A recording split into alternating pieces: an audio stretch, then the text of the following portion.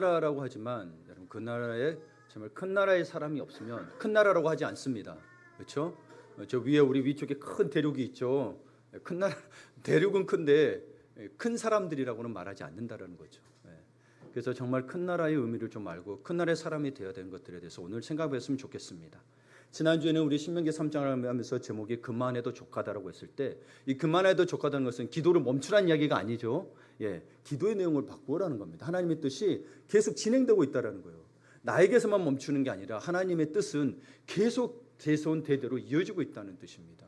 그러기 위해서 기도의 내용을 바꾸어서 하나님 말씀하신 바대로 기도해야 된다는 것이죠. 그래서 오늘 권사님도 기도하셨지만 다음 세대를 향한 우리의 그 마음을 품고 기도해야 기도의 내용이 바꿔갑니다. 안 그러면 나에게 가면 내 것만 자꾸 구하다 보면 다른 세대를 못 봐요. 그게 대표적인 케이스가 환경이죠. 우리 때만 잘 먹고 잘 살면 되니 다음 세대를 생각 안 하니 다음 세대에게 물려줄 환경들이 굉장히 위험해졌다는 사실을 여러분은 아실 겁니다. 그런 게 반복되고 있다는 겁니다. 신앙도 그렇다라는 거죠. 삶의 질서들은 성경에서 이미 이야기하고 있습니다. 근데 우리가 지켜내지 못하고 우리의 욕심 때문에 알면서도 나 하나면 괜찮겠지가 다 품고 있으니 지구를 위험에 빠뜨리기도 하고 민족을 위험에 빠뜨리기도 하고 가정을 위험에 빠뜨리기도 한다는 사실입니다. 먼저 오늘 본문의 4장 1절을 보게 되면 이스라엘아라는 부름으로 시작됩니다. 한국말로 이스라엘아인데 사실 원어로 히브리어는 뭐라고 되냐면 베아타 이스라엘 쉐마 이렇게 돼 있습니다. 이걸 직역하면 뭐요? 지금 이스라엘아 들으라. 지금 당장 이스라엘아 들으란 말입니다. 당장 들으라는 거예요. 그러니까 여러분 쉐마란 말이 무슨 말이냐면 청종이란 말인 건데 듣고 순종한다라는 거예요. 듣고 순종해라라는 거예요. 하나님의 명령입니다. 그래서 쉐마라는 단어는 이 구약을 이해하는 데서 굉장히 중요한 말씀인 거죠. 하나님의 말씀, 구약뿐만이 아닙니다. 신구약 말씀이 다 그렇다라는 겁니다. 그러면서 내가 너에게 가르치는 규례와 법도를 듣고 준행하라는 말씀으로 시작합니다. 신명기 말씀은 그래서 이것을 준행하라, 이것을 들으라가 신명기 원래 뜻입니다. 그냥 여러분 이제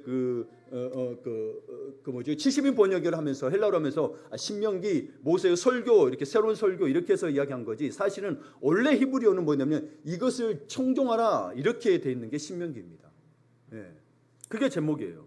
그러니까 하나님이 주신 질서, 곧 규례와 법도가 쉐마, 듣고 순종해야 될 첫 번째 대상인 겁니다.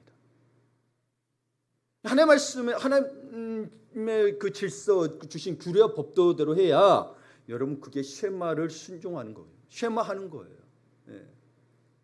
그래서 특별히 여러분 이 쉐마에 대한 내용을 훑어보게 되면 신명기 정체를 봐도 쉐마라고 봐도 됩니다. 그런데 왜냐하면 하나님 말씀하신 바를 모세가 전하고 있는 거거든요.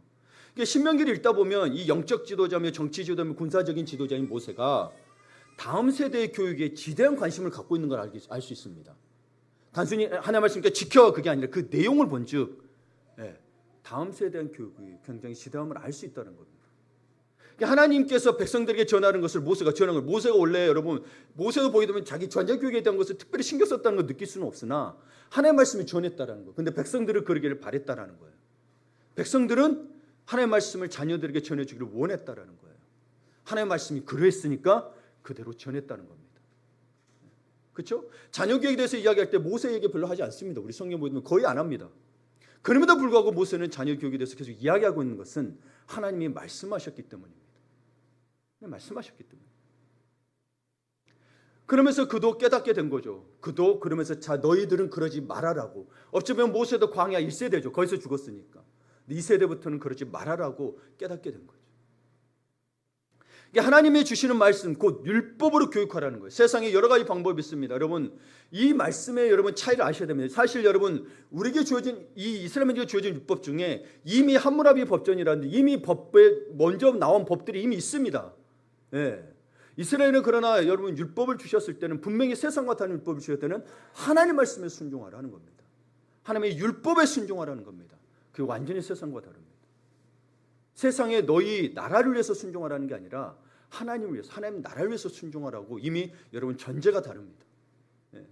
그래서 신명기 4장에 보게 되면 전체 보게 되면 동사가 있습니다. 살다, 들어가다, 유산으로 받다 이게 다 이 세 동사가 모두 율법 순종의 결과로 나온 겁니다. 순종하지 않으면 살 수 없고 들어갈 수 없고 유산으로 받을 수 없다는 겁니다. 즉 생명을 얻고 하나님이 주시는 땅에 들어가 그것을 유산으로 받기 위해서는 율법 순종이 충족되어야 한다는 겁니다. 오늘 본문 6절, 7절, 8절에 반복되는 단어가 있습니다. 그게 원어로 보면 고이 가도르라는 건데요. 큰 나라. 영어로는 Great Nation입니다. 이 네이션, 우리 한국말로 나라로 됐으니까 좀 나라로만 생각하는 게 아니고 네이션이라는 단어에는 민족이라는 의미도 같이 포함이 되어 있습니다. 민족이 한민족 그러죠. 이게 네이션이에요. 네이션. 컨트리라는 개념보다도 네이션이라는 단어를 품고 있는 단어입니다. 그래서 6절을 보게 되면 너희는 지켜 행하라. 이것이 여러 민족 앞에서 너희의 지혜요 너희의 지식이라. 그들이 이 모든 규례를 듣고 이르기를 이 큰 나라 사람은 과연 지혜와 지식 있는 백성이로다 하니라. 돼 있죠? 예, 큰 나라 나오죠? 그다음 7절을 이어보겠습니다. 우리 하나님 여호와께서 우리가 그에게 기도할 때마다 우리에게 가까이 하심과 같이 그 신이 가까이 함을 얻은 큰 나라가 어디 있느냐. 이제 8절을 보게 되면 오늘 내가 너에게 선포하는 이 율법과 같이 그 규례와 법도가 공의로운 큰 나라가 어디 있느냐. 여러분 율법적으로만 보게 되면 우리가 법으로만 놓고 보게 되면 이미 다른 나라에도 동일한 법들이 있었습니다. 비슷한 법들이 많이. 그러나 중요한 것은 누가 주었냐라는 거예요. 하나님이 주셨고 뭘 위해서 이 법을 지키냐는 거예요. 그리고 다른 나라와 다른 법이 있다면 여러분 가장 기본적인 10계명 중에 제4계명까지를 보시길 바랍니다. 5계명부터 10계명까지는 다른 나라의 법도 있을 수 있어요. 그러나 하나님 외에 다른 신을 섬기지 말라는 것은 정말 특별합니다. 우리는 그래서 구별된다는 겁니다. 하나님께서는 이스라엘 민족에게 가지신 기대는 한마디로 큰 나라가 되는 것. 하나님의 이스라엘에 대한 비전은 위대한 나라, 위대한 민족이 되는 거였습니다. 그 첫 번째가 뭐냐면 하나님을 경외하는 거고 하나님을 모시는 거였어요. 하나님을 섬기는 거예요. 예. 그냥 우리는 그럽니다. 왜 하나님만 구원이 있다 그러고 다른 거 다 우리 다 지키잖아요. 도덕적으로 세상 법적으로 우리는 다른 더 완벽한 나라에 있을 수 있습니다. 그러나 다른 게 있다면 누구로부터 그 법이 왔냐는 거예요. 그 똑같은 법일지라도 누구로부터 왔냐 그걸 지킴에 따라서 영생이 있고 영생이 없음이 결정됩니다. 확연하게 다릅니다. 근데 여러분 위대한 민족, 위대한 나라가 되려고 했는데 여러분도 알겠지만 역사를 통해서 볼 때 이스라엘 민족은 국토나 이게 영토적으로나 국민의 숫자로 보면 단 한 번도 큰 나라인 적이 없습니다. 지금도 아닙니다. 그렇죠?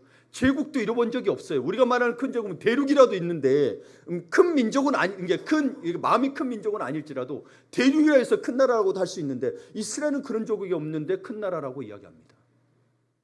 지금 전쟁 중인 이스라엘 영토만 봐도 여러분 우리나라의 경기도와 강원도를 합친 정도의 나라예요.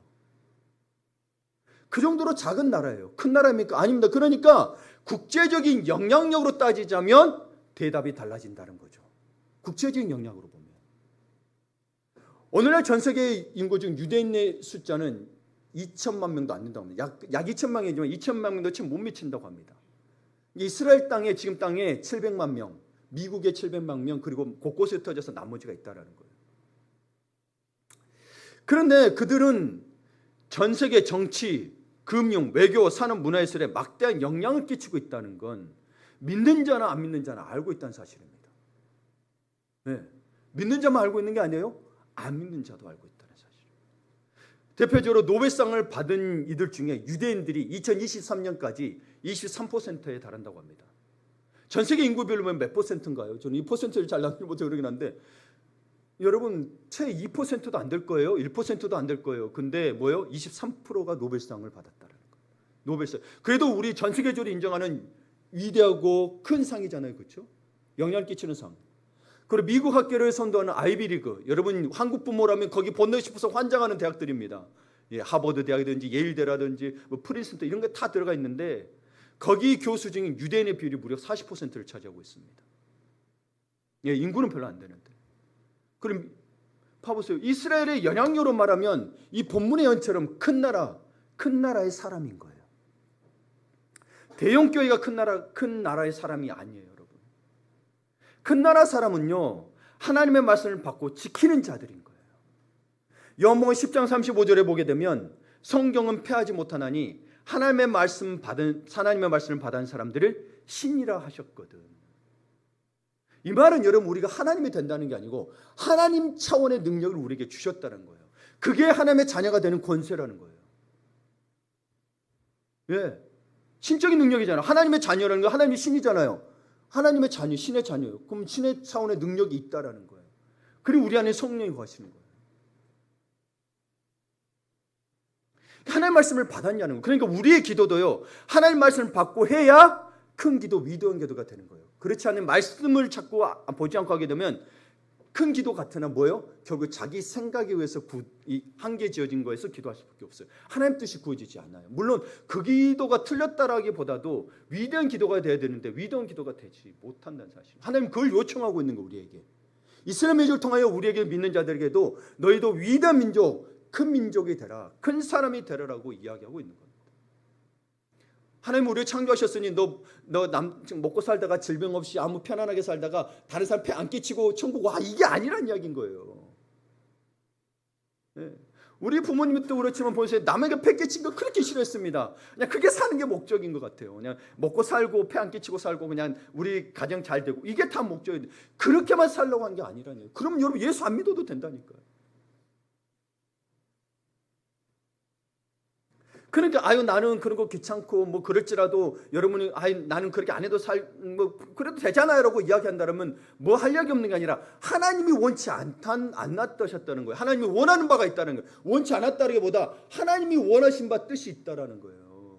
그 뜻에 순종해야 되는 거죠. 예수 믿는 사람들은 나 원치 않으니까 그렇게 안 해도 이름 높아지지 않아도 위대하지 않아도 괜찮아요.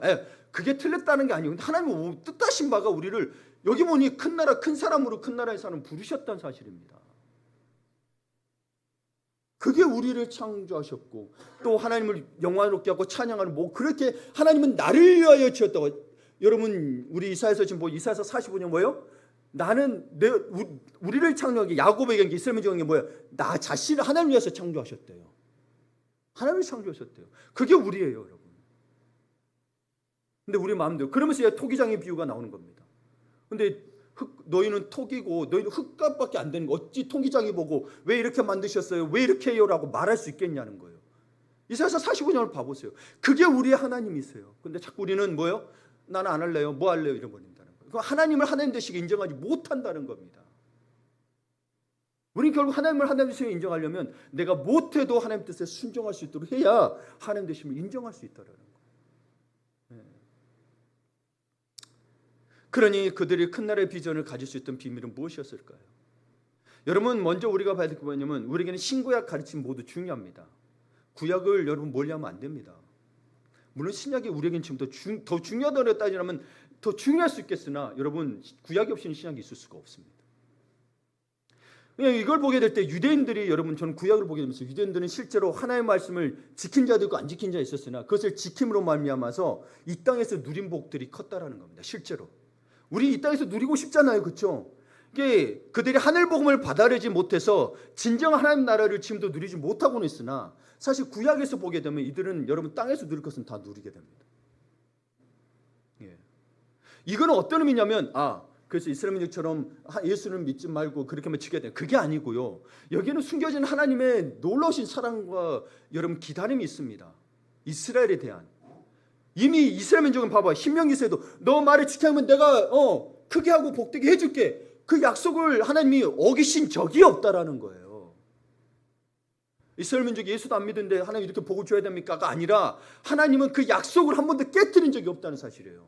이스라엘 민족이 하나님의 말씀을 지키지 않았음에도 불구하고 하나님이 다시 그 약속을 갱신하면서 다시 언약을 세우시고 그들을 복되게 해주셨다는 사실입니다. 그게 하나님이시라는 거예요. 여기서 하나님의 그 변치 않는 것을 보셔야 이 속성을 보셔야 우리도 그것을 믿고 기도할 수 있는 거죠. 그렇다라고 버려버리면 여러분 버려버리면 나는 죄 지은 사람으로서 모두 다 버림받을 수 있습니다. 여러분도 하나님 앞에 나갈 자가 아무도 없다라는 거예요.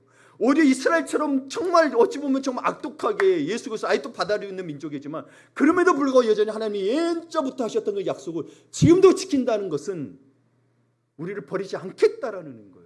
우리도 마찬가지인 거예요. 여기에 주님의 진짜 은혜로운 이 사랑을 여러분 경험하셔야 됩니다. 아이고 하나님 왜 저렇게 안 믿게 사람 이렇게 여러분 정죄할 문제가 아니고요.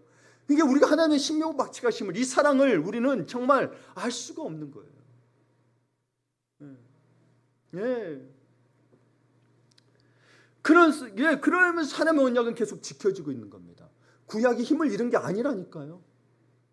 힘을 잃은 게 아니에요. 그러니까 그러면 반면에 우리 기독교인들 보시죠. 우리 기독교인들은 오직 은혜를 강조하는 건 좋아요. 맞아요. 은혜가 우선이에요, 사실은.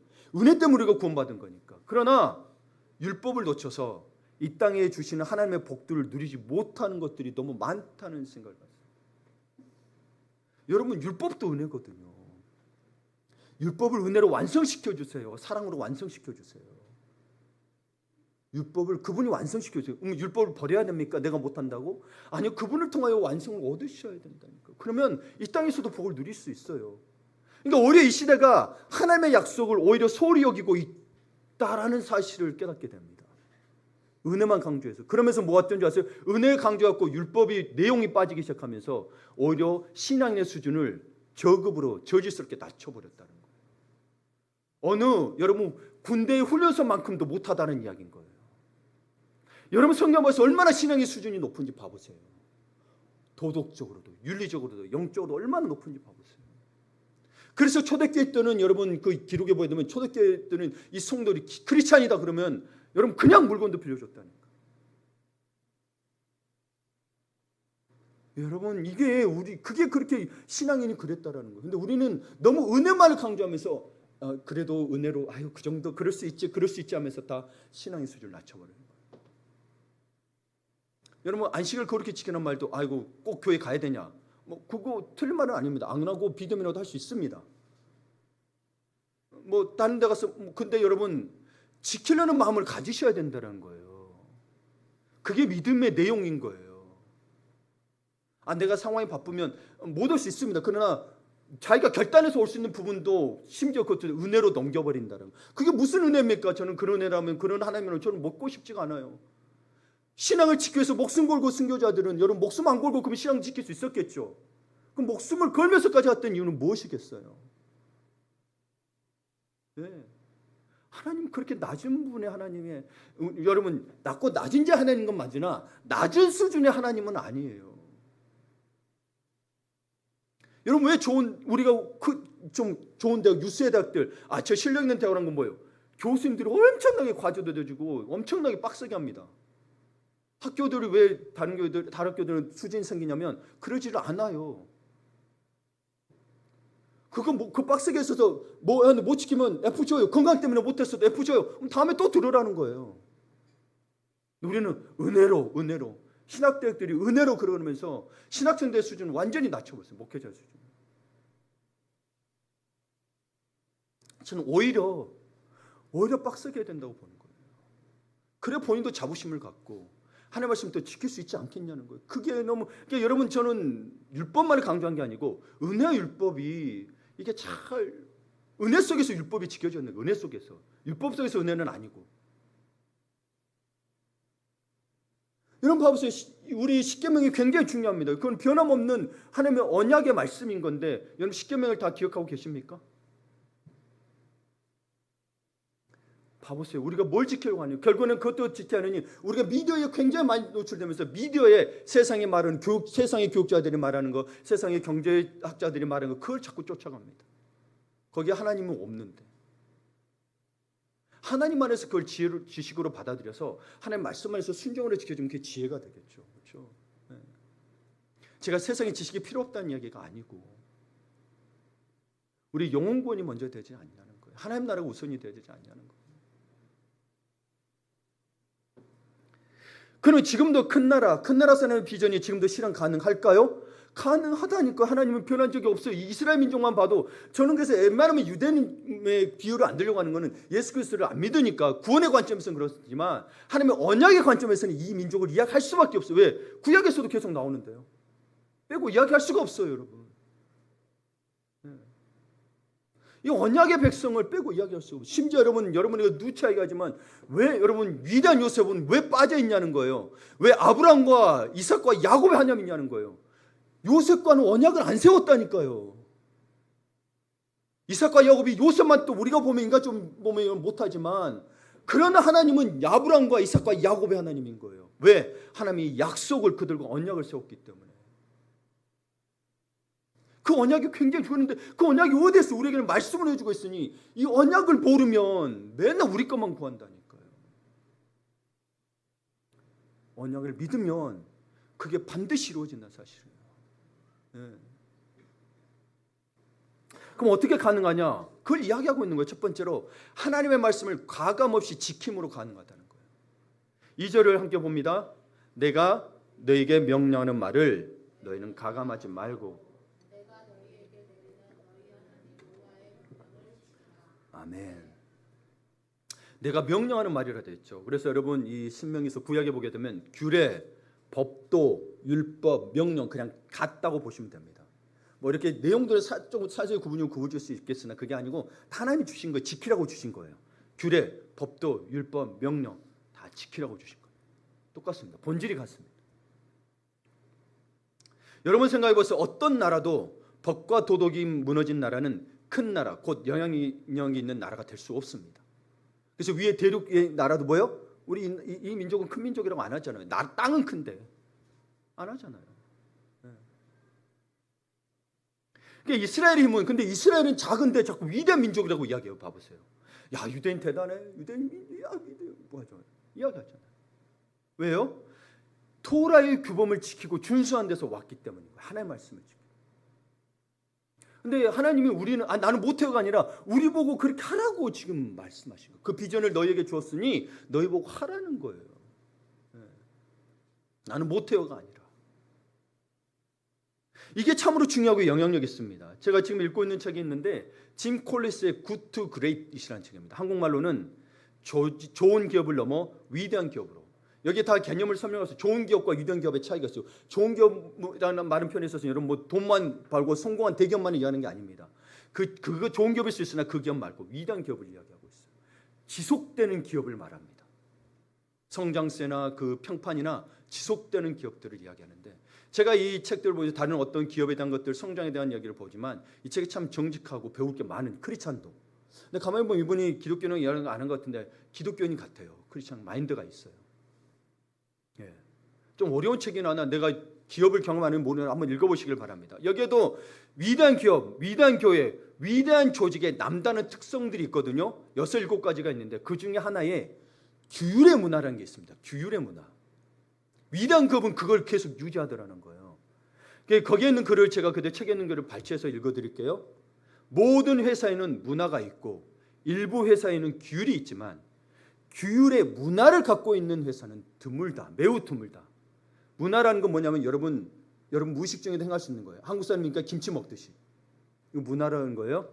다른 나라에서는 의식하고 먹어야 되잖아요. 김치 먹을까 하는데 우리는 그냥 먹는 거예요. 태어났으니 먹고. 문화예요 이걸. 예. 규율이 있는 사람들에게는 계층제가 필요 없다.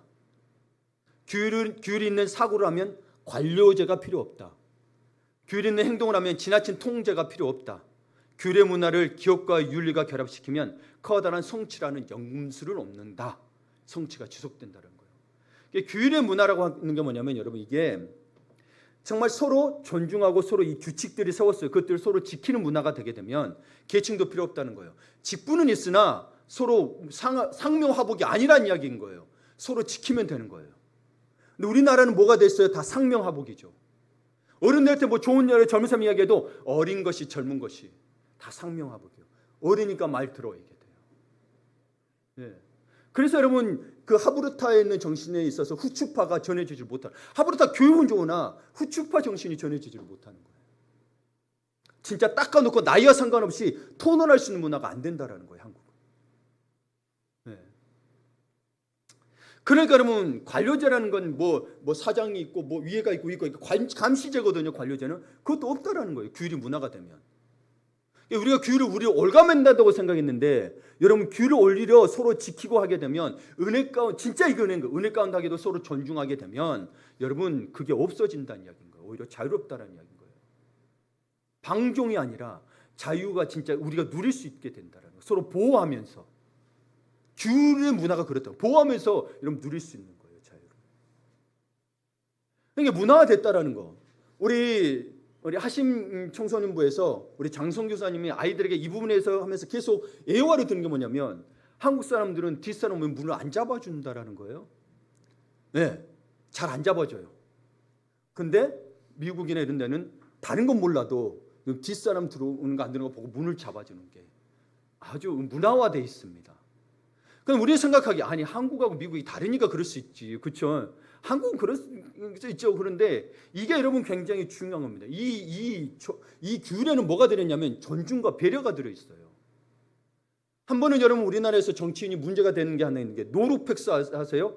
공항에서 여러분 장로님도 아실지 모르는데 공항에서 어떤 정치인이었죠. 이름을 잊어버렸는데 들어오더니 기자들 거니까 자기 보좌는 보지도 않고 가방을 싹 밀어줍니다. 그걸로 패러디가 많이 됐어요. 우리 권사님 아시네. 그걸 지탄을 많이 받았습니다. 보좌관도 똑같은 사람인데 너무 무시하는 거 아니냐. 짐짝받는 사람이냐라면서 굉장히 지탄했습니다. 여러분 이게 문을 잡아주는 것과 별로 상관이 없는 것 같죠. 다 연결이 됩니다. 존중과 배려가 없어. 우리나라는 무조건 상명하복이 되는 걸 이야기합니다. 근데 우리가 볼 때는 미국 사람들이 좀 더 이기적인 것 같잖아요. 아니요. 이 사람들을 보게 되면 여러분 더 개별적인 걸 존중하지만 여러분 이 미국 사람들이 더 집단화되어 있던 걸 아세요? 예를 들면 여러분 저는 생각해 보는데 이것들을 생각하면서 뭐게 되냐면 우리 사람들은 먼저 정이 많고 그런다 그러는데 집으로는 초대 안 해요. 집으로 초대하면 한 사람만 요리해요. 근데 미국 사람들은 안 그래요. 초대하면 반찬 하나씩 뭐 음료수도 안 뭐 들고 와서 같이 파티해요. 그 집으로 초대해요. 자기를 오픈을 해요. 집을 자기가 해서 부부끼리 이야기를 해서 초대해서 자기를 오픈해요. 근데 우리나라는 여러분 봐보세요. 옛날에는 숟가락 하나까지 알았다는데 이제는 다 그것조차 꺼려하잖아요. 더 꺼려요. 더 위험성이 되어버렸어요. 그러니까 여러분 우리 미국 사람 한 사람 대해서는 뭐 그런 줄은 몰라도 미국이라는 나라를 보게 될 때는 여러분 위대하다고 그러잖아요. 근데 한국 사람들은 한 사람 볼 때는 성실하고 열심히야. 근데 모이면 뭐라 그래요? 망한다 그러죠. 이게 여러분 보셨다. 이게 문화라는 거, 이 문화됐다는 것은 한 사람만의 것이 아니에요. 그 안에 서로 간에 존중과 배려가 있다는 걸 이야기하는 겁니다. 아, 우리하고 다르니까 미국과 다르니까 이렇게 생각할 문제가 아니에요. 물론 다를 수 있어요. 근데 그게 여러분 사회를 결국에는 이끌어가는 어떤 장치가 된다는 겁니다. 그걸 깨달으셔야 됩니다. 여러분 뭐 우리나라가 더 나쁘고 미국이 더 좋고 의미가 아니라 우리나라가 정말 잘 되기 위해서는 그런 게 필요하다는 이야기인 거죠. 그러니까 이 문화는 안 잡아주니까 뭐요? 남이 어떻게 되든 상관이 없는 거예요. 우리는 나 혼자는 열심히 한 게 다른 사람 어떻게 되든 뭐 이게 상관이 없는 거예요. 저 위에 큰 대륙의 사람만 탓할 게 아니고요. 우리도 그러고 있다는 거예요.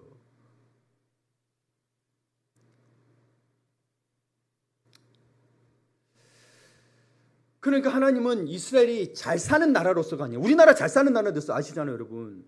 여러분 선진국에 들어갔어요. 1인당 GDP인가가 3만 불이 넘었잖아요. 그래서 여러분 GDP죠. 그래서 여러분 3만 불이 넘으면서 잘 사는 나라가 됐어요. 근데 위대한 나라는 아니에요. 선진국이 맞냐는 거예요. 선진국인데 여러분 선진국에 반열에 들었는데 자살률이 OECD 국가의 평균의 2배에 달해요. 하나님은 우리에게 뭐라니 위대한 나라가 되기를 요청하셨고 율법을 지키는 것이 민족이 사는 길이라고 가르치고 있는데 우리나라는 율법이 아니라 어느새 서로의 정이 나쁘다는 건 아닌데 그게 서로를 지탱하는 게 아니면 그게 아닌 사람들은 못 지탱하게 되는 거고 이 질서라는 것은 공통의 부분이 돼야 되는데 그러다 보니 여러분 정정하다 보니 전라도의 정이 다르고 경기도의 정이 다르고 경상도의 정이 달라. 지역 감정 생기고. 이런 아픈 일들이 발생이 되더라는 거예요. 근데 율법을 지키는 것이 민족이 사는 길이라고 가르쳤고요. 그러면 그대로 행했을 때 어떻게 되냐 보면 6절에 보게 되면 함께 같이 읽어볼까요? 너희는 지켜 행하라. 그들이 이 모든 규례를 듣고 이르기를 이 큰 나라 사람은 과연 지혜와 지식이 있는 백성이로다. 아멘. 아멘. 율법이 주는 유익이 있는데 지식과 지혜라는 것입니다. 율법화가 되면 안 된 거예요. 거기에 율법화가 됐던 건 자기들 위해서였잖아요. 자기 기득권을 지키기 위해서. 정말 하나님의 뜻을 몰랐던 거잖아요. 하나님의 뜻은 그게 아니죠. 이웃도 사랑해야 돼. 그러니까 여러분 율법에는 진짜 하나님 주신 이유는 서로 배려와 공존이 돼 있고 기독교가 여러분 교회만 있는 게 아니라 기독교는 사회로 나가야 되는데 사회에 나가야 되면서 사회 안에서 어떻게 영향을 끼치냐면 공공의 선을 지키는 게 기독교의 정신입니다. 나의 이익을 유익하는 게 아니라 공공의 유익을 위해서 지켜내는 게 기독교 정신이에요. 그게 기독교의 사회 정신이에요. 나만 잘 살고 교회에서 하고 나만 가정을 지키는 게 아니에요. 기독교는 사회도 나가서 선을 지켜야 되는 거예요. 어떤 사람들은 지식은 있는데 그 지식을 활용하는 지혜가 없습니다. 그런데 율법은 우리를 지식의 사람일 뿐만 아니라 지혜의 사람이 되게 한다는 겁니다. 자, 우리 하나님께서 지혜를 구하라고 했으니 지혜를 구합니다. 구하지? 그거 주셨어요? 안 주셨어요? 주셨어요.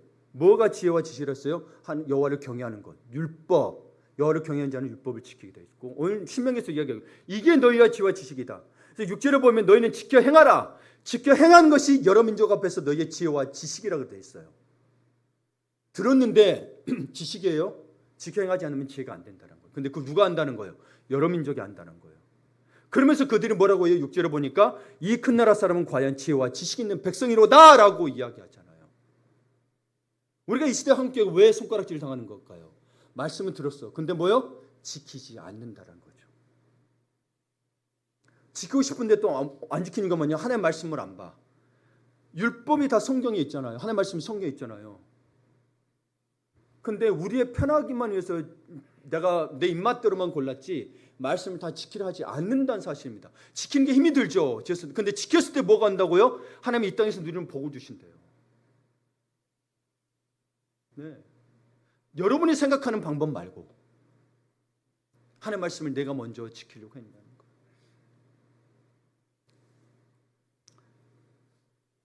그 하나님의 말씀의 율법이 지혜라고 말씀하고 있는 거예요. 지켜 행하는. 그래서 신약에서는 또 뭐래요? 예수님 이야기하죠.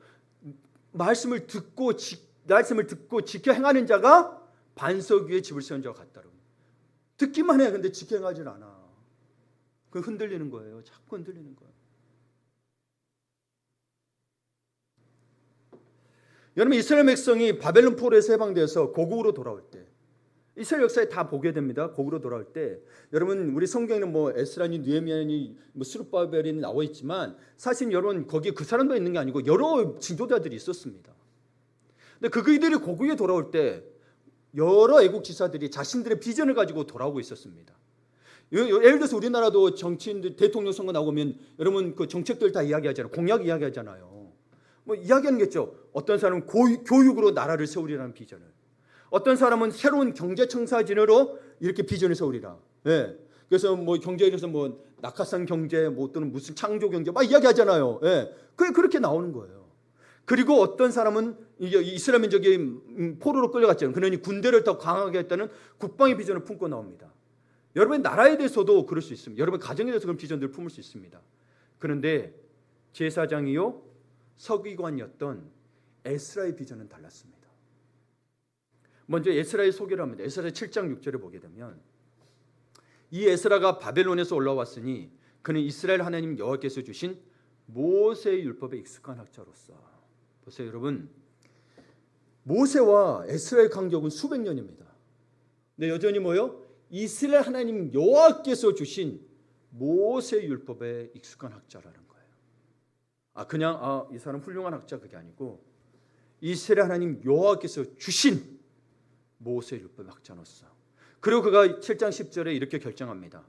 에스라가 여호와의 율법을 연구하며, 그렇죠? 연구하며 준행하며. 연구해야 뭘 준행해야 되는 줄 안다는 거예요. 연구하며 준행하며 율례와 규례를 이스라엘에게 가르치기로 결심하였었더라.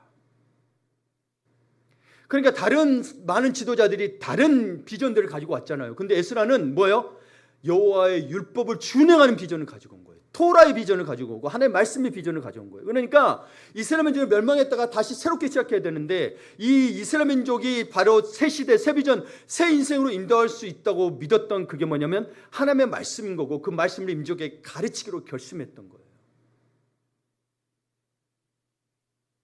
우리는 더 경제가 많고 뭐가 통일이 돼야 되고 뭐 해야 될 거 많잖아요. 근데 우리 지금 한국교회가 더 타락해 가고 있다는 사실입니다. 굉장히 위험한 상태. 통일을 해도 북한 사람들을 영혼 복음을 전할 수가 없는, 오히려 세속화되어 있고 오히려 타락한 복음이 들어갈 수 있다는 거. 이거 참, 그래서 통일에서 기도할 때 저도 굉장히 마음이 어렵습니다. 기도해야 되는데 먼저는 한국 교회를 위해서. 그러니까 이 말씀을 가르쳐 가감없이 지키기만 한다면 이스라엘은 새로운 기회를 갖게 될 것이라고 믿었던 거예요. 이스라엘은. 그래서 가감없이라는 표현도 중요합니다. 성경을 마음대로 주관적으로 해석한다면 책의 주인이신 하나님의 의도대로 우리의 삶을 빚어내지 못할 것이기 때문입니다. 이것은 신약에서도 마찬가지입니다. 신약 계시록 22장에 보게 되면 내가 이 두루마리의 예언의 말씀을 듣는 모든 사람에게 증언하노니 만일 누구든지 이것들 외에 더하면 하나님이 이 두루마리에 기록된 재앙들을 그에게 더하실 것이요 만일 누구든지 이 두루마리의 예언의 말씀에서 제하여 버리면 하나님이 이 두루마리에 기록된 생명나무와 및 거룩한 성의 참여함을 제하여 버리시리라. 무슨 말씀이신가요? 가감없이 말씀을 말씀으로 받을 때만 이 말씀은 우리의 인생과 민족의 복이 된다는 겁니다. 어느 은퇴 목사님의 글을 보니까 이 부분에 대해서 하나님의 말씀, 성경에 대해서 이야기하면서 어떤 얘기를 하냐면 일정 강점기에 우리가 나라 말과 글을 빼앗기 일기에 처했을 때 창시 계명이라든가 학교에도 다 일본어 교육으로 다 바꿔버렸잖아요.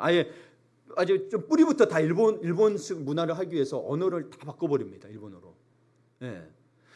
그런데 거기에 표현해 다행이었던 것은 이 땅의 교회들은 한글 성경을 읽고 있었다는 것입니다. 일본들이 교회에는 이 한글 성경에 있는 것들을 생각지 못했던 것 같아요. 그러면서 여러분 한글이 전해지고 민족의 정신이 계속 이어졌습니다. 실제로 해서 여러분 독립선언문이나 3.1운동의 기독교 지도자들이 많은 게 그 중에 하나입니다. 그리고 우리나라가 초등교육도 못 받아서 문맹률이 높았던 시기에 이 문맹퇴치를 해서 애쓰고자 했을 때에 교회는 성경을 읽도록 하고 민족을 계몽했던 사실입니다. 그래서 실제로 여러분 야학이나 뭐든지 다 기독교에서 나온 사람들이 굉장히 많습니다.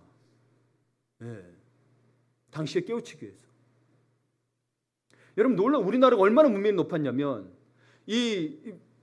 그런 경험 겪고 나니까 이게 한글도 잘 모르고 문자도 잘 몰라. 그래서 우리나라 어쨌거나 아버지 묘에 가서 절도 하고 뭐 제사를 드리는 하여튼 그때 문화들이 남아 있을 거 아니에요. 근데 제사를 떠나서라도 아버지 묘가 있으면 가서 인사라도 하고 해야 될 거 아니에요. 벌초도 해야 되고. 근데 자기 아버지 이름을 모르니까 거기 묘지에 있던 그 이름들 편말을 다 빼어버린 거예요. 그러면서 자기 아버지 찾아달래. 무덤은 어떻게 찾을 거예요? 그 정도로 문명률이 높았습니다. 기록에 의하면. 그래서 한탄하고 교육시키기 위해서 이 기독교인들의 그 지식인들이 굉장히 애를 썼습니다. 그러니까 오늘 한국인인 우리가 누리는 자유와 축복은 성경과 무관하지 않다는 거예요. 무관하지 않다는 거예요. 단순히 책으로만 전해진 게 아니라는 이야기인 거예요. 그리고 여러분 가감하지 말라는 거. 하나님 말씀에 여러 말씀 제하여 버리지 말라고 가감하지 말라 했을 때 우리는 감하지 말아야 됩니다. 어떤 의미냐면 여러분 우리가 못하는 게 많은 게 맞아요. 못하는 게 많아요. 그러나 못하니까 안 할래요. 그러면 안 됩니다. 못하지만 그래도 뭐요? 하나님 순종하면 함이 됐을 때 못하지만 누가 도우신다고요? 성령님이. 그래서 로마서 8장 28절을 보게 되면 이와 같이 성령도 우리의 연약함을 도우시나니 돼 있단 말이에요. 우리의 연약함을 알아요. 도우시니 하라는 거예요. 근데 여러분 내가 못해 하고 빼버리면 이 말씀이 부인되는 거겠죠. 나는 성령님을 안 믿는 거예요. 감하는 게 굉장히 여러분 위험한 일입니다. 그거 감하는 일인 거예요. 말씀대로 믿지 못하는 거예요. 나는 못하는 게 맞아요. 그러나 못하더라도 하나님 나를 그러면서 여러분 로마서 26장 8절에 계속 26장에 보면서 28절에 이어져서 뭐라고 되어 있냐면 27절에는 성령이 하나님의 뜻대로 성도되어야 간구하심이라 되어 있고 28절에 우리가 알거니와 하나님을 사랑하는 자 곧 그의 뜻대로 부르심을 입은 자들에게는 모든 것이 합력하여 선을 이룬다고 됐다는 거예요. 그럼 합력하여 선을 이루려면 내가 빼야 돼요? 같이 참여해야 돼요? 못하더라도 참여해야 합력하여 하나님께서 해주신다는 거잖아요. 내가 하는 게 아니고. 근데 우리는 자꾸 빠진다고요. 그러면 위대한 게 변하지 않는다는 거예요. 우리의 신앙이 정말 하나님을 바라보는 신앙이 아니고 내가 판단하기에 내가 할 만한 정도만 하게 된다는 거예요. 그게 자기의 우상화가 된다는 걸 이야기하고 있는 겁니다. 이미 구약에서는 자기에게 그 우상화, 하나님이 오히려 우상화될 것들, 자기만의 신앙들이 우상화될 것을 계속 경고했던 거예요. 영적으로 깊이 보면. 이스라엘 민족들이 선택받은 백성인데 말씀을 지키는 것 같은데 뭐예요? 자기들은 구원받을 거라고 생각했죠. 자기들은 버림받지 않을 거라고 생각했죠. 그렇게 우상화가 되어버린다는 거예요. 선택받았을지라도 말씀대로 살지 않으면 하나님이 징계하시고 그들도 지옥에 간다는 이야기인 거예요. 무서운 이야기입니다. 큰 나라 사람의 비전을 위해서 가능하기 위해서는 뭐냐면 하나님께 붙어 떠나지 아니해야 가능하다는 겁니다. 어떤 일이 있어도 붙어 있어야 된다는 이야기입니다. 4절을 봅니다. 함께 읽어볼까요? 오직 너희 하나님 여호와께서 붙어 떠나지 않는 너희는 오늘까지 다 생존하였느니라. 우리는 하나님 말씀을 지식으로만 간직하는 게 아니라 말씀해 주신 하나님을 인격적으로 가까이 하고 하나님께 붙어 떠나지 않고 사는 것이 중요합니다. 그런데 이스라엘 중에도 여호와의 규례와 법도를 따라간다고 말은 하면서도 실제로는 그들이 자신들 필요 앞에 설 때마다 그 필요를 채울 수 있는 우상을 따르고 있는 사람들이 있었습니다. 그 필요는 대표적으로 뭐가 있겠어요? 물질, 성공, 건강, 자녀 문제, 결혼 문제 등등에는 하나님은 말씀을 지킨다고 하면서 우상을 따라간 거예요. 그게 3절에 나오는 내용입니다. 3절을 보게 되면 여호와께서 바알보올의 일로 말미암아 행하신 말을 너희가 눈으로 보았거니와 바알보올을 따른 모든 사람을 너희 하나님 여호와께서 너희 가운데서 멸망시켰으되. 이 3절의 사건이 뭐냐면 민수기 25장의 사건을 이야기하고 있습니다. 민수기 25장 사건은 뭐냐면 여기 바알볼이 나오는데요. 바알볼은 모압의 국가신 그모스라고 하는데 이 별칭이 이스라엘 민족이 부르는 별칭이 바알볼이었어요. 이것도 바알과 같은 존재라는 거예요. 농경의 신이고 풍요의 신이에요. 하나님의 백성은 가나안이라는 새로운 문화에 적응하기 위해서 그 땅의 신을 섬기는 유혹을 받고 있었어요. 아직 나라도 없는 상태에서 이들은 나라도 있고 민족도 있고 잘 형성해서 살고 있는, 국가를 이루어서 살고 있는 거예요. 그게 너무 부러웠던 것 같아요. 근데 그들 중에 이스라엘 민족 중에 바알보롯을 따랐던 이들이 어떤 일을 행하게 되냐면 시딤에서 모압과 미디안 여인들과 집단적으로 성적 음행을 저질렀습니다. 바알보가 그냥 단순히 강간이고 어떤 자기 욕구를 채우기 위해서였던 게 아니고 바알볼과 관련된 이 우상과 관련된 제의적 성관계였어요. 풍요의 신들의 그 있는 거는 여사제가 있었거든요. 그들과 관계를 맺어서 너희가 풍요롭게 될 거야, 성공할 거야라고 이거를 했거든요. 그러니까 하나님께서 이것을 노하신 거예요. 노하시고 연병을 보냅니다. 사람들이 죽어나가기 시작합니다. 순식간에 24,000명이 죽습니다. 여러분 그걸 그대로 내버렸으면 이스라엘 민족이 다 멸망하게 생겼어요. 그때 아론의 자손 비느하스가 창을 두고 나가서 주요 책임자들을 처형함으로써 그날 연병이 그쳤다고 기록하고 있습니다. 그런 우상숭배. 이건 연병처럼 퍼지더라는 거예요. 다른 사람도 다 죽이더라는 거예요. 그래서 그 당시 살아남은 사는 이게 여러분 이게 광야에 있을 때 일어난 일이에요. 광야에 있을 때 1세대들이 혹은 그 다음 젊은 2세대일 수도 있겠죠. 그 당시 살아난 사람들은 하나님께 그래서 충성스러운 백성들이며 그 유혹의 땅 가운데서도 오직 여호와께 붙어 떠나지 않았던 것입니다. 이 일들이 이렇게 일어난다는 거예요. 아무리 택한 백성이라도 이 일들이 일어난다는 거예요. 그러니까 여러분 우리가 큰 백성으로 살아갈 수 있는 이유는 큰 하나님께 붙어 떠나지 말아야 된다는 겁니다. 우리가 와서는 믿는 자의 몸이 됐잖아요. 그래서 우리의 몸은 살아계신 하나님의 성전인 거고 인간의 마음은 예수 그리스도의 거처가 돼야 된다는 거예요. 임마누엘 하나님의 거처가 돼야 된다는 거예요. 세 번째로 큰 나라 큰 사람의 비전으로서 무엇을 그래야 뭘 해야 가능하냐면 하나님과의 기도의 관계를 유지해야 가능하다는 겁니다. 7절을 보게 되면 같이 읽겠습니다. 우리 하나님 여호와께서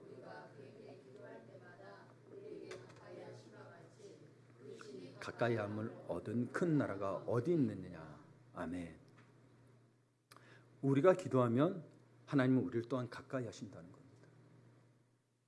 그분은 물리적으로 가까이 할 수 없는 분입니다. 그분과 우리 사이는 어마어마하게 멉니다. 근데 그분이 가까이 할 수 있게 만들어주셨는데 예수 그리스도의 보혈의 은혜로 우리의 죄 막힌 다음 허물어 주셨고 우리와 기도로 교제하신다는 사실입니다. 그리고 하나님을 가까이 하는 민족이 큰 민족이요 큰 교회요 큰 가정이라는 거예요. 위대한 가정이라는 겁니다. 이스라엘은 역사적으로 많은 민족적 위기를 겪어왔습니다. 민족이 사라질 뻔한 적이 몇 번 있었죠. 그럼에도 불구하고 이스라엘이 살아남은 이유는 무엇이냐면 기도했습니다. 참여하며 주님을 갈망했습니다. 물론 아직도 예수 그리스도를 못 찾고 있지만 물리적으로 하나님 앞에 정말 기도하며 참여함으로 나라는 다시 회복하고 있다는 사실이에요. 그럼 그들은 어떤 자세를 했어야 됐냐면 역대하 7장 4절에 그렇게 나와 있습니다.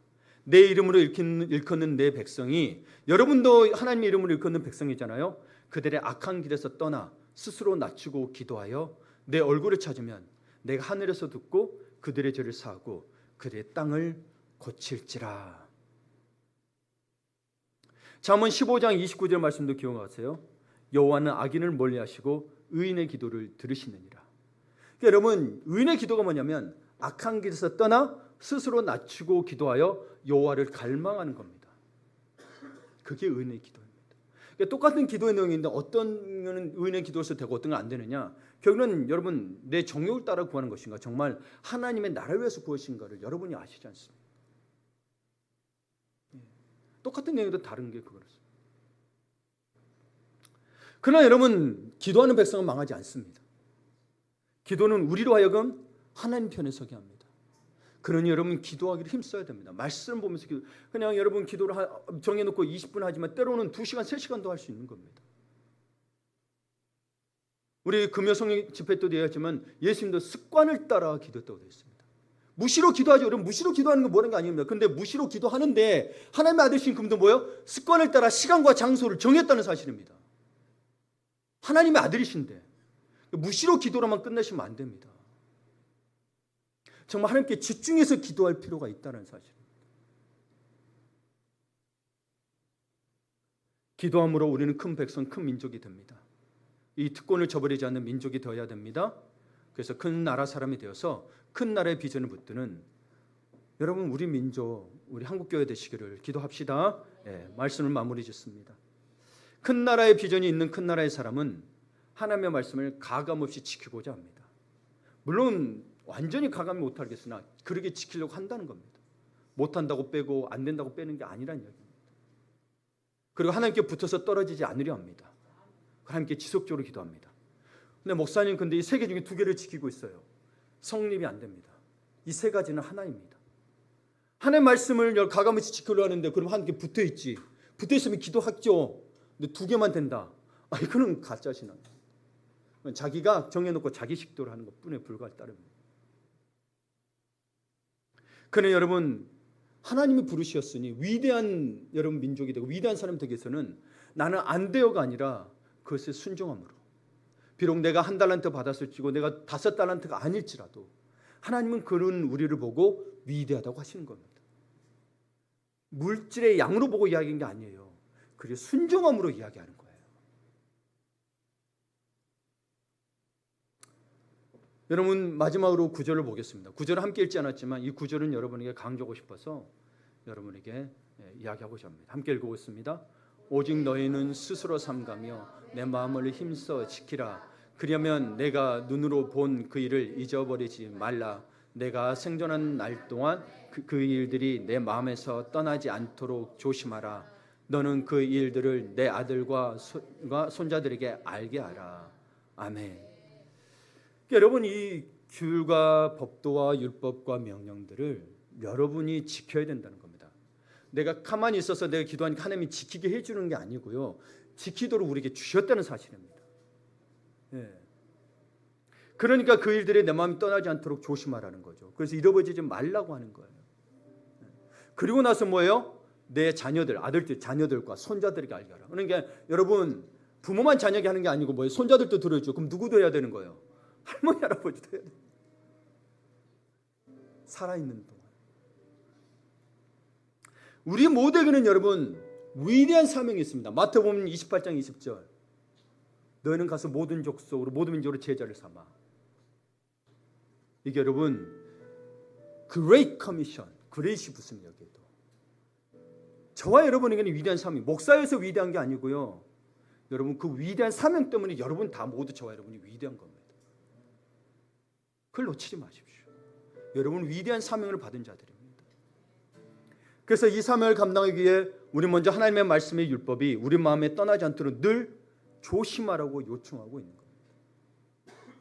그리고 당신의 마음에 있는 그 말씀과 하나님이 행하신 일들을 내 자녀들과 손자들이 알도록 가르쳐야 된다고, 전하라고 이야기하고 있습니다. 여러 가지 가르치는 방법은 여러 가지가 있어요. 모아놓고 이야기할 수도 있고, 뭐 대화하면서 이야기할 수도 있고, 밥 먹으면서 얘기할 수도 있고. 근데 이야기할 게 없어, 하나님에 대해서. 그러면 내 자녀는, 여러분이 믿음을 세우지 못하면 또 내 자녀는 그 고생을 해야 됩니다. 믿음의 가문을 세워야 되니까. 내 자녀가 못하면 내 손자가 그 고생을 해야 됩니다. 그걸 놓치지 마세요. 그래서 여러분 때 세우라고 계속 요청하는 거예요. 내가 못했으니 너희들이 해가 아니에요. 이거는 내가 못 세웠다라는 거예요. 그걸 모세도 그랬는데 그걸 이야기하고 있는 거예요. 너 그러니까 너희들 제발 그러지 말고 잘 가르쳐라. 율법을 가르쳐라는 거예요. 여러분의 사명을 놓치지 말아야 합니다. 이 사명의 자리의 시작은 우리의 영혼이 주님을 갈망하는 기도의 자리, 예배의 자리입니다. 누구에게 구해야 되겠어요? 우리 힘으로 어려우니 그분께 구해야죠. 그리고 그분께 순종하는 겁니다. 그러니 기도의 자리를 지켜야 합니다. 복음 전하는 자리를 지켜야 합니다. 말씀을 가르쳐야 하는 자리를, 그리고 듣는 자리를 지켜야 합니다. 내가 듣고 싶을 때 듣고 바쁠 때 안 듣고가 아니라, 여러분 정말 그거는 여러분이 삶의 시간을 내서 어찌 보면 목숨을 들여서 헌신하는 마음으로 지켜야 되는 거예요. 그거는 내가 시간이 될 때 하는 게 아니에요, 여러분. 이거는 주님의 명령이라니까요. 성김과 봉사의 자리를 지켜야 합니다. 마침내 당신의 순종과 헌신과 섬김이 하늘에서 빛이 날 겁니다. 아멘, 아멘, 아멘. 그러니 여러분, 우리가 바라봐야 될 것은 나를 보는 게 아니고 위대하신 주님을 바라봐야 됩니다. 내가 너의 창조자라고 이야기하셨고요. 이사야서는 봐보세요. 너 두렵고 무서워하지 말라. 내가 너와 함께한다. 여러분, 우리의 어떤 일이 닥쳤을 때는 놀랄 수 있습니다. 슬플 수 있습니다. 근데 두렵지는 말라는 이야기인 거예요. 하나님 함께 하시고. 여러분, 내 자녀가 터지는데 슬퍼요. 마음이 아프죠. 근데 두렵고 떨리는 마음인데 어떻게 될까 하는 마음인데 그게 아니라 그걸 다 주님께 맡기라는 이야기입니다. 내 사랑하는 사람과 정말 하늘 떠나서 하나님 곁에 갔지만 나는 슬퍼요. 올 수 있어요. 근데 그걸로 말미암아 두려워하거나 놀라지 말라는 거예요. 하나님이 함께 하신다. 나를 위해 창조하셨다. 하나님 자신을 위해서 우리를 창조하셨다. 그럼 우리의 삶의 목적은 뭐냐면 하나님께 맞춰져야만이 창조의 목적대로 갈 수 있고 우리의 본질을 회복할 수 있는 거예요. 우리가 생각하는 바 이게 성공하는 거고 이게가 아니라 그러니까 그분 안에 자꾸 들어오라는 거예요. 제발 여러분, 바쁜 거 아는데 바쁜 거 놓아라 그러는 게 아니고 먼저 기도의 자리, 말씀의 자리에서 그 삶을 시작하라는 거예요. 예수님도 여러분 폭풍과 치는데도 베개 부고 누우실 정도로 콜콜 굴고 누우셔도 피곤하셨어도 여러분 기도의 습관에 따라하는 것들 놓치지 않으셨어요. 제발 그 믿음의 자리, 기도의 자리를 회복하셔야 합니다.